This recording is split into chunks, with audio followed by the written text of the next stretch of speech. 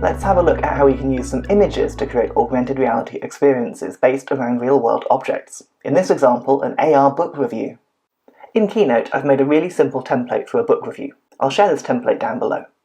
I'm going to open up Reality Composer now, and I'm going to create a new project.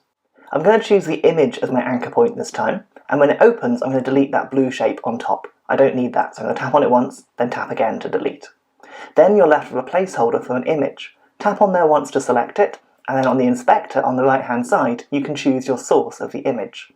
This will open up the Files browser, and I've downloaded an image of my book cover, which I'm now going to select, and it will drop it straight into Reality Composer.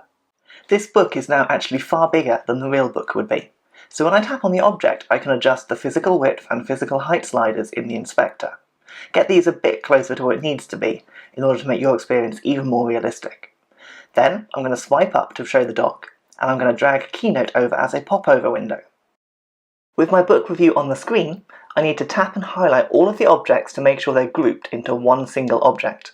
Then I'm going to tap and hold, and when it's selected, I'm going to slide it across into Reality Composer and let go on top of the book. From here, I can then adjust the scale of this object to make it match the book underneath. I can obviously zoom in and out and rotate, but we're working on a flat plane this time, so you don't need to worry about rotating through all three axes. Finally, once we're happy that everything's lined up and at more or less the right scale, we're going to tap the play and the AR buttons on the top of the toolbar.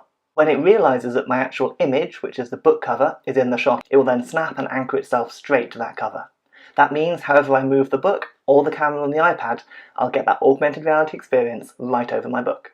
There are so many ways you could use this in your classroom. Imagine making the display boards of pupil work come to life. The book review is just one idea. If you've got any questions or any suggestions, let me know in the comments below, and don't forget you can download the book review template by following the link in the description. Have fun with this.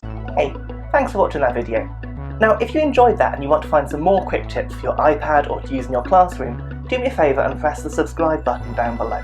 That will really help me out, and it will help you keep up to date with all the latest tips and tricks on my YouTube channel.